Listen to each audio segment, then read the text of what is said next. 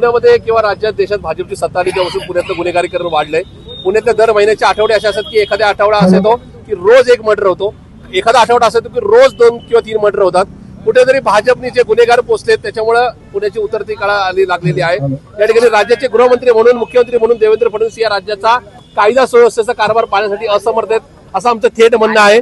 कुठेतरी नका आमदार पळून जाऊ नये म्हणून गृहमंत्रालय ताब्यात ठेवण्याच्या नादामध्ये महाराष्ट्राचं आणि पुण्याचं वाटोळ होतं असं आमचं म्हणणं आहे। नगरसेवक आणि जास्तीत जास्त आमदार निवडून आणण्याच्या भानगडीत या नका इथल्या पुण्यातल्या किंवा नका राज्यातल्या इतर शहरातल्या नका त्यांच्या भाजपच्या नेत्यांनी जे गुन्हेगार नका पोचलेत त्या गुन्हेगारांना बळ दिलंय, पोलिसांवर दबाव आणलाय, त्याच्यामुळे आजची परिस्थिती आहे।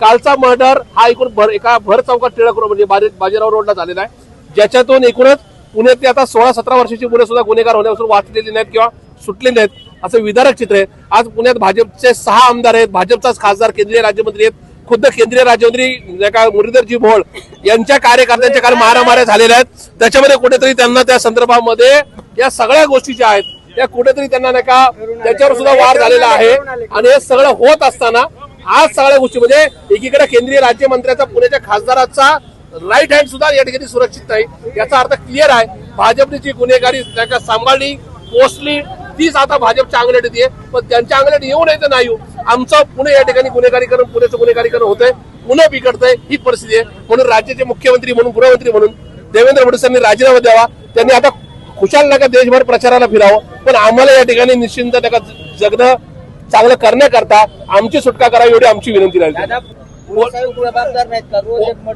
मुळातच मान्य पोलीस आयुक्त पुणे शहरात आल्यापासून ज्या पद्धतीचे स्टंट झाले, ज्या पद्धतीने मोठ्या मोठ्या गुन्हेगारांना बोलून हजेरी झाली, त्याच्यानंतर असं कुठेतरी पुणेकरांना वाटतं होतं की त्या ठिकाणी पुणे शांत राहील, पण एकूणच मागच्या 2-2.5 वर्षाचा जर इतिहास तपासला तर प्रचंड गुन्हेगारी वाढलेली आहे। आणि मला असं वाटतं की आता आम्ही पुणे शहर पोलिसांनाही नका त्या ठिकाणी नावं ठेवत आहे, कुठेतरी पुणे शहर पोलिसांवरच राज्य सरकारचा दबाव असेल, खुद्द सीएम नका देवेंद्र फडणवीसांना असं वाटत असेल की मी जर गुन्हेगार नका तुरुंगात टाकले तर मात्र या ठिकाणी माझे नगरसेवक किंवा आमदार जास्त निवडून येणार नाही, कारण की त्यांचे नगरसेवक आणि आमदार निवडून आणण्याकरता सगळ्यात जास्त टोळ्या ह्या भाजपच्या ताब्यात आहेत। आणि म्हणून या ठिकाणी या सगळ्या गोष्टीचा नका कुठेतरी नका पश्चाताप करायचा असेल आणि पुणेकरांना नका त्या ठिकाणी कुठेतरी नका अभय द्यायचा असेल, त्यांना जर नका कुठेतरी रिलॅक्स करायचं असेल तर या ठिकाणी देवेंद्र फडणवीसांचा राजीनामा हेच या राज्याचं पुणे शहराचं एक समाधानकारक उत्तर आहे।